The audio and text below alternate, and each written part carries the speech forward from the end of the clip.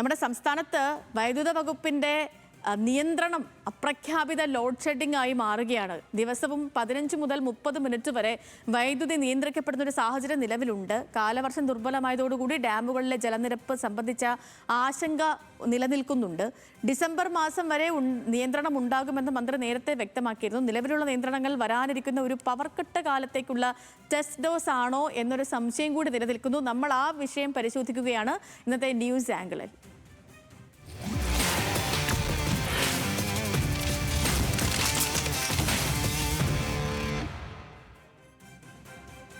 Sareesh P K ചേരുന്നു നമുക്കൊപ്പം തത്സമയം. Sareesh, good morning. ഇപ്പോൾ ഈ പറഞ്ഞ പോലെ തന്നെ സംസ്ഥാനത്ത് മഴയുടെ ലഭ്യത കുറവുണ്ട്, അസാധാരണമായ ഒരു വൈദ്യുത പ്രതിസന്ധി നിലനിൽക്കുന്നുണ്ട്. ഇപ്പം 15 മിനിറ്റ് എന്ന് പറഞ്ഞിട്ടും ഇന്നലെയും പലയിടങ്ങളിലും 15-30 മിനിറ്റ് വരെ കറണ്ട് പോയ സാഹചര്യമാണ്. അപ്പം ഇതിനിപ്പം ദിവസങ്ങളോളം നീളാനൊരു സാധ്യത നിലനിൽക്കുന്നുണ്ടോ സരീഷ്? Sethu, good morning.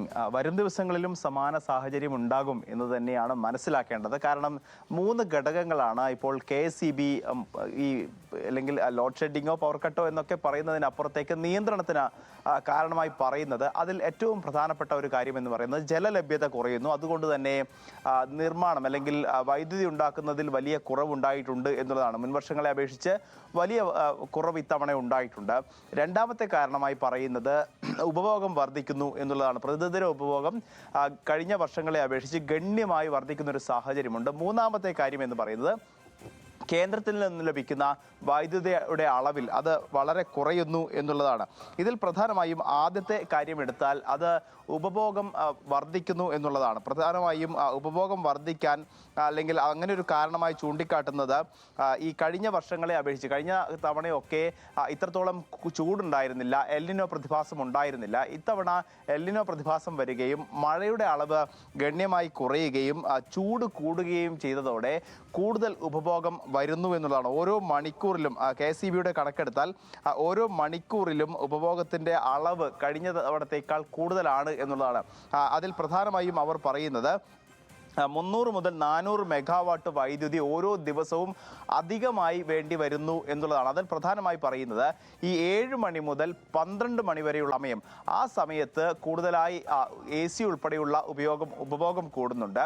അതോടൊപ്പം തന്നെ കഴിഞ്ഞ കാലങ്ങളിൽ ഇല്ലാതിരുന്ന അല്ലെങ്കിൽ കഴിഞ്ഞ വർഷമില്ലാതിരുന്ന ഈ രാത്രി 2 മണി മുതൽ പുലർച്ചെ 6 മണി വരെയുള്ള സമയത്തും ഉപഭോഗം കൂടുന്നു എന്നുള്ളതാണ്. സാധാരണ ഈ വൈദ്യുതി പീക്ക് അവർ എന്ന് പറയുന്നത് സാധാരണ രാത്രി 7 മണി മുതൽ രാത്രി 11 മണി വരെയുള്ള സമയമാണ് KSEBയിൽ പീക്ക് അവർ എന്ന് പറയുന്നത്. കാരണം എല്ലാ വീടുകളിലും വൈദ്യുതി ഉപഭോഗം കൂടുന്നു, ലൈറ്റ് ഉൾപ്പെടെയുള്ളവ ഉണ്ടാകുന്നു. ആ സമയത്ത് ഏറ്റവും കൂടുതൽ വൈദ്യുതി വേണ്ട എമർജൻസി അല്ലെങ്കിൽ വാഷിംഗ് മെഷീനോ ഫ്രിഡ്ജോ ഉൾപ്പെടെയുള്ളവ ഓഫ് ചെയ്ത് വെക്കണമെന്നൊക്കെയുള്ള KSEB നിയന്ത്രണങ്ങൾ ഉണ്ടായിരുന്നു. പക്ഷേ അതൊന്നും പ്രധാനമായും അനുസരിക്കാറില്ല. പക്ഷേ അത്തരത്തിലുള്ള പ്രശ്നങ്ങൾ ഉണ്ടാകുന്നു.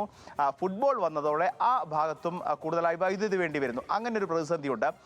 മറിച്ച് നോക്കിയാൽ ഉപഭോഗത്തിൽ കൂടുതൽ ഉണ്ടാകുമ്പോൾ പോലും ഈ നിർമ്മാണത്തിൽ വലിയ കുറവുണ്ടാകുന്നുണ്ട് എന്നുള്ളതാണ്. കഴിഞ്ഞ തവണ ഈ വർഷത്തേക്ക് 2345 മെഗാവാട്ടാണ് ഓരോ ദിവസവും അല്ലെങ്കിൽ നിർമ്മിക്കാൻ സാധിച്ചിരുന്നെങ്കിൽ ഇത്തവണ അതിന് സാധിക്കുന്നില്ല. ഡാമുകളിൽ വളരെ കുറവാണ് വെള്ളത്തിന്റെ അളവ്, നീരൊഴുക്ക് വളരെ കുറവാണ്. അതുകൊണ്ട് തന്നെ അത്രത്തോളം ഉപയോഗിക്കാൻ അല്ലെങ്കിൽ നിർമ്മിക്കാൻ സാധിക്കുന്നില്ല.